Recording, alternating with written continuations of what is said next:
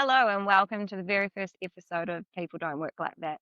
My name is Vanessa Crafts and I will be your host today. And this is Judith Page, who will be helping me out.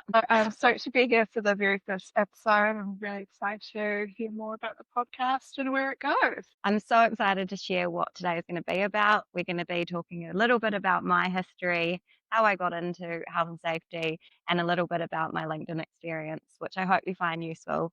Judith is going to be hosting me so that we can make this a little bit more conversational, which may answer some of the questions that you're all waiting to hear from me. So, Judith, kick it off. Cool. So I would just love to know, I'm sure everyone else is on the same page as well. How did you get into health and safety? So, it's kind of a crazy story. So, when I was 19, I was about 6 months pregnant. Oh, no, not 6 months pregnant. I'd had my son. He was about 12 weeks old. And I remember at the time I really needed to get a job for personal reasons. And I saw a job listed for SQTE administrator or assistant at the time at Bilton Hogan. And I remember ringing my friend and saying, "Hey, can you come give me a hand?" And she sat in the car with my baby while I went in for the interview. It's beautiful. And I remember going in and with two individuals, and basically before I'd even finished the interview, they were offering me the job. And I remember trying to leave the building and this lady rushing out to me and saying, "Please don't leave. What's it going to take to get you to stay?" And it turned out the two bosses that I was going to be working with didn't really love each other. So the fact that they agreed on me was a huge thing. So once I left the meeting, I actually had to go figure out what SQTE actually even meant because I knew what assistant meant, not much else. And it turns out it meant safety, quality, training, and environment. And that's sort of how I got into health and safety. There were so many parts of that job that I was inexperienced for, had no idea what I was doing, but I really figured it out sort of as I went along. And I think the coolest thing for me was I got thrown into so many situations that I would never put myself in or volunteered. But I just became the place where my door was open and people would come and talk to me. And I think that's where I found my love for health and safety because it happened so organically or naturally. It wasn't something that I studied for. It wasn't something that I had pushed on me. I really got to learn to love it. But I also remember in the early days that it came with a lot of stress and a lot of worry because I didn't know how to leave, I don't know, the responsibility at your door. And especially back then, like there wasn't really any support in that space. You kind of just sucked it up. But yeah, it was definitely how I ended up to where I am today. So I'm so grateful for that opportunity. No, what a story. So how did you end up going out on your own then? Or what were the steps to getting to there? Well, I'm a fairly abrupt person, to say the least, at times.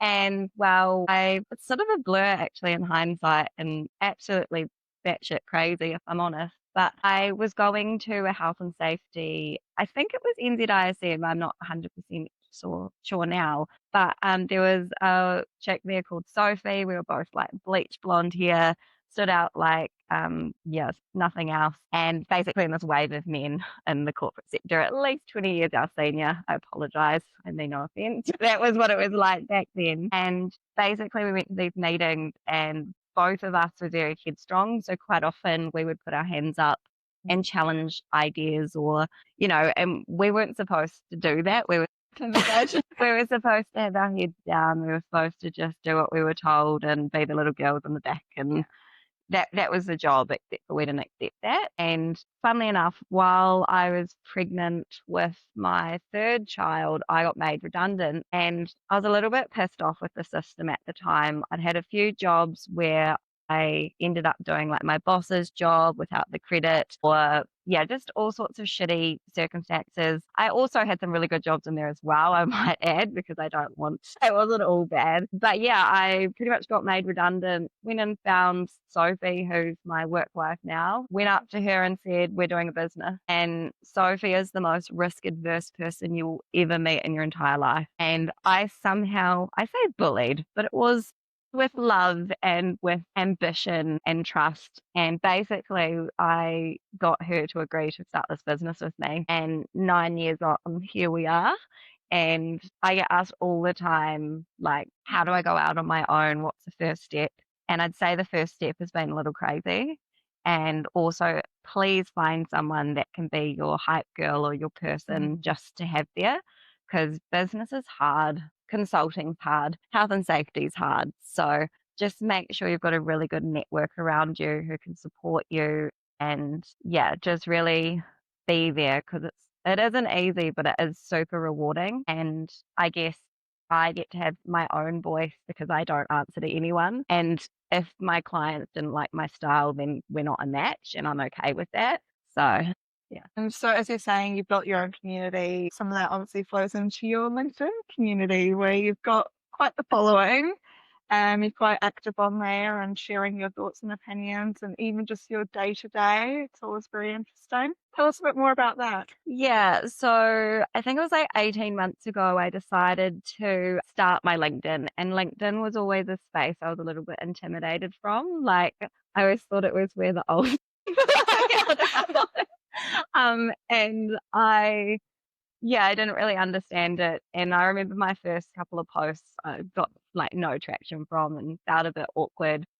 But for some reason, and I don't know why now, I decided to keep going. And there were a few people at the time that I was watching like their content and stuff, and they were in different industries from me.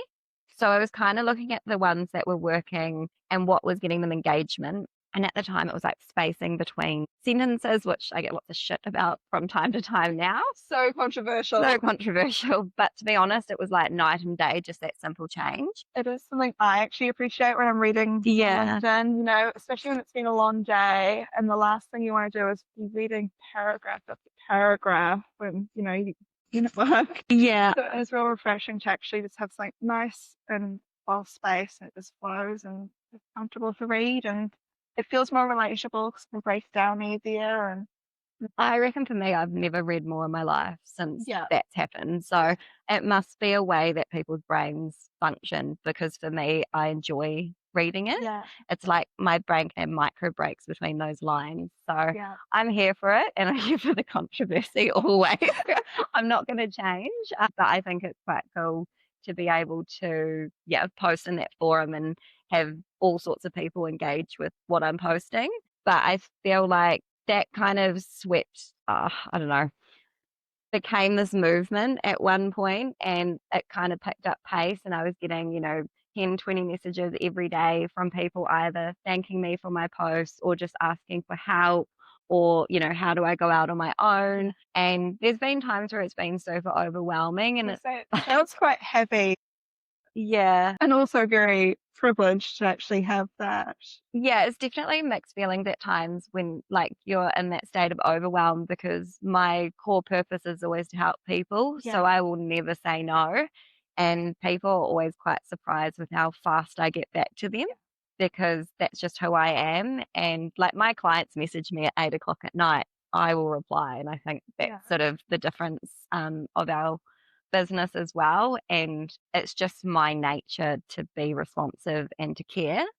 So yeah, I just feel like LinkedIn is such a cool space for giving people voices. And yeah, I feel like my platform's done so well because like I get literal CEOs or like people in massive influential roles messaging me going, holy shit, like I want to say that.